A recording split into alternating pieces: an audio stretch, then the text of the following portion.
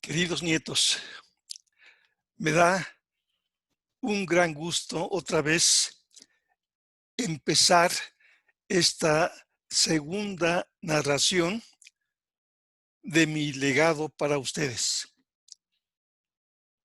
Como hemos ya platicado, estas sesiones van a dar conceptos, ideas, principios que ayudan a triunfar en la vida. Y en la ocasión anterior, la primera y muy importante recomendación fue la trascendencia de saber exactamente lo que uno quiere en la vida.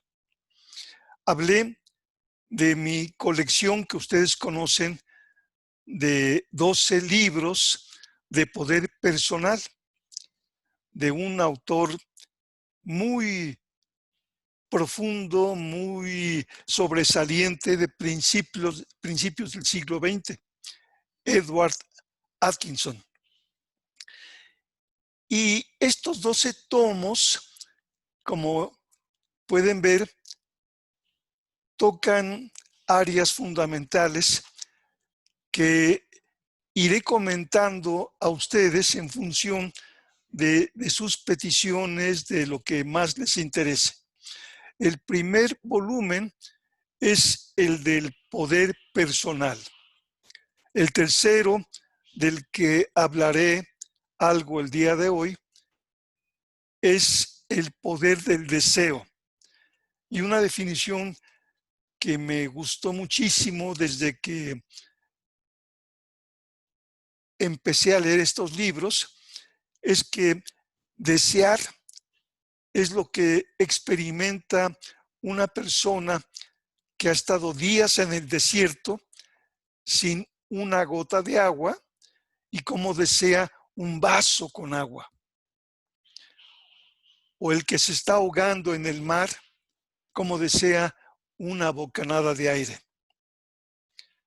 El cuarto volumen es sobre el poder de la fe, el quinto sobre el poder de la voluntad, el sexto el poder del subconsciente, el octavo es el poder del pensamiento, el onceavo el poder del carácter, que es la suma de todos nuestros defectos y cualidades, fortalezas y debilidades. Entonces, en ese primer tomo de poder personal está la fórmula maestra del éxito. El primer paso que ya había mencionado es saber exactamente lo que uno quiere. El segundo es desearlo con toda nuestra fuerza, con todo nuestro ser. El tercero es tener fe y confianza absoluta en que lo vamos a lograr. Y por supuesto, jamás dudar. Y el cuarto es pagar el precio que tengamos que pagar para hacer realidad lo que deseamos. El tercer volumen del deseo el poder del deseo, destaco aquí el poder de atracción de desear, el querer con todo lo que podemos desear y pagar el precio. Y estoy muy contento porque una de las personas que leyó o vio o escuchó la narración número 1 me mandó un correo electrónico en donde en esencia dice: Alejandro Magno fue un privilegiado porque nació príncipe, porque sus padres lo cuidaron muchísimo, porque tuvo al mejor maestro de la época y de los siglos posteriores, Aristóteles, y por un hecho importantísimo. Dice, más del 99% de las personas no nacimos con esos privilegios de Alejandro. Y es muy difícil salir adelante cuando nuestras situaciones son adversas o muy negativas. Me encantó ese comentario y me llevó, para variar, a investigar. Y la revista Forbes, que se centra en analizar, entre otras cosas, a los billonarios, a los que tienen más de $1,000 millones, hace un reporte estadístico sobre 233 de ellos y encuentra o reporta que 56 de esos 233 heredaron su fortuna y 177 se hicieron billonarios ellos mismos. De estos 177, 105, el 59% eran de clase media. Por ejemplo, Bill Gates nació en una familia de clase media. Pero 72 de ellos, o sea, el 41%, nacieron pobres. Y algunos de ellos padecieron pobreza extrema. De ese 41% de billonarios que vivieron pobreza extrema, están Jeff Bezos, nada menos que el creador de Amazon, que hoy es el número 1 en el mundo y creo que por mucho tiempo seguirá siendo el número 1 en cuanto a los millones que posee. Oprah Winfrey, la mujer de color más poderosa del mundo. Steve Jobs, que todos conocen, el creador de Apple. La autora de Harry Potter, que es archimillonaria y que en un momento de extrema pobreza llegó a pensar en suicidarse. Ralph Lauren, el dueño de una famosa compañía de aromas, el fundador del Circo de Soleil, que han practicado los Bebe Rodríguez, Nicolás, Sabina y Mariel, estuvieron varios años como cirqueros. El fundador de Starbucks, las cafeterías archifamosas, y nada menos que el inventor de WhatsApp, que todos utilizamos. Y esto, en la investigación y en los recuerdos que tuve, me llevaron a este libro que me prestó hace bastantes años Paco Glenny. Todos ustedes saben de él porque he platicado sobre nuestra gran amistad. Él me prestó este libro, Indetenibles, que son 45 historias de triunfadores, de gente como tú. La autora Cynthia Kersey menciona que son inspiradoras, por eso escribió ese libro, y un comentario dice en la base del libro: este libro es obligatorio para cualquiera que quiera vivir una vida donde crezca mientras viva. Esta es la autora, esta es la portada del libro en español, Imparable. Y les voy a leer una parte breve de este libro que, les confieso, me emociona. Cada vez que lo leo me ha hecho llorar y voy a procurar que no me emocione demasiado al hacer estos comentarios. Para empezar, debo decirles que cuando nació Lexon Kayira, su mamá, que no podía alimentarlo, lo puso en un río para que se lo llevara. Alguien cercano lo rescató, lo regresó con su mamá y ésta lo aceptó, lo cual Lexon le da su amor por haberlo reaceptado en su familia. Cuando decidió su gran viaje para lograr una mejor educación, sus padres lo bendijeron y le dieron comida para 5 días y llevaba con él sus 2 tesoros, la Biblia y un libro titulado El progreso del peregrino. También llevaba una manta para las noches y una pequeña hacha para protegerse. Iba a viajar hasta Egipto, hasta el Cairo, que estaba a una distancia de nada menos que 3,000 millas desde su poblado hasta esa ciudad, el Cairo. Fue un viaje que se le ocurrió porque tenía la determinación, el sueño de ser como su héroe Abraham Lincoln, que fue muy pobre, pero llegó a ser presidente de Estados Unidos y logró la libertad para los esclavos. También otro de esos héroes era Booker Washington, un esclavo que se liberó y fue un maestro que ayudó a la dignidad de los negros.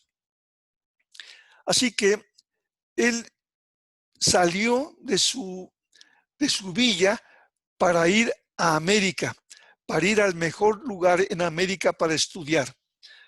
Como mencioné, el Cairo estaba a 3,000 millas de distancia, así que puso toda su mente en ese sueño sin pensar en las dificultades que iba a ver en el camino. Menciona en una parte de su historia que cuando era niño a veces usaba su pobreza como una excusa para no hacer lo mejor que podía en la escuela o para no cumplir tareas que le encomendaban.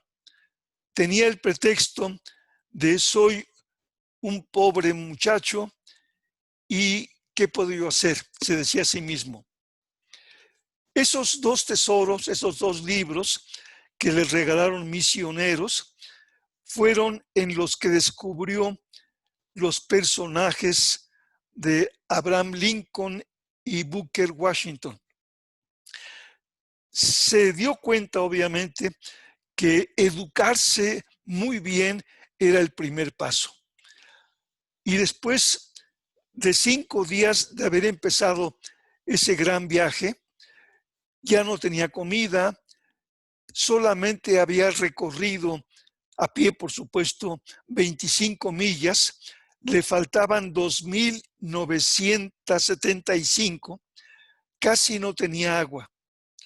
Y en momentos muy breves llegó a pensar en darse por vencido y resignarse a una vida de pobreza y de ignorancia. Y se prometió en pocos instantes después de pensar, de regresar, dice, no voy a parar hasta que llegue a América, así me muera intentándolo. En otro momento, ya más avanzado, le dio fiebre muy elevada, estuvo muy enfermo, lo ayudaron algunos extraños que conoció en el camino con algunas hierbas medicinales y le dieron un lugar para descansar en su convalecencia. Cansado y desmoralizado, Lexon consideró regresar a su casa. Tal vez fuera mejor regresar que continuar este viaje que parecía ser una tontería y estaba arriesgando su vida. Sin embargo, volvió a sus 2 libros, los sabía de memoria y 15 meses después de haber empezado su viaje, llegó a la capital de Uganda. Trabajó en lo que pude, ganando unos cuantos centavos, y en una librería encontró un directorio de colegios norteamericanos. Había fotografías de colegios y le llamó la atención la de un colegio Skagit. Le escribió inmediatamente al director explicando su situación e inclusive lo que le quedaba de dinero para pagar otras cartas, escribió a tantos colegios como pudo, pensando en que podían no aceptarlo en el colegio Skagit. Sin embargo, no fue necesario.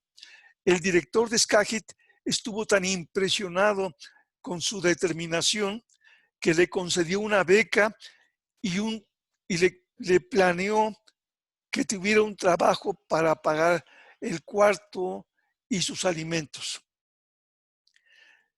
Pero tenía otros problemas, otros obstáculos, cómo conseguir un pasaporte, una visa y el pagar el viaje para llegar a América.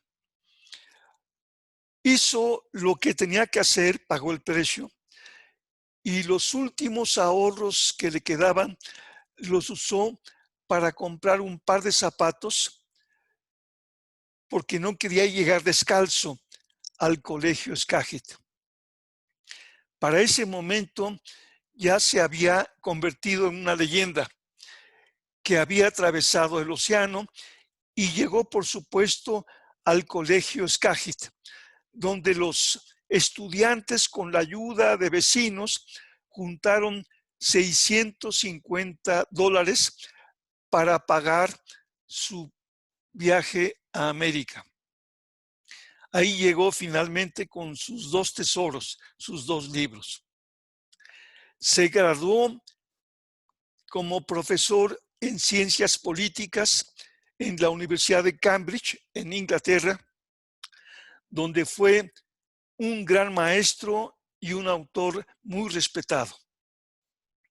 Como sus héroes Lincoln y Booker Washington, Lexon Kayira se levantó de su origen humilde y forjó su propio destino. Hizo una diferencia en el mundo y se convirtió en un faro de luz magnífico que iluminó a muchos para guiarlos en lo que él hizo. Y una de sus frases famosas dice: aprendí que yo no era, como muchos africanos creen, una víctima de mis circunstancias, sino el maestro de mis circunstancias. Este es mi héroe, porque si él pudo hacerlo, ¿quién no lo puede hacer? Esta es una foto de Lexon. Este es el libro más famoso de los que escribió. I will try. Lo intentaré.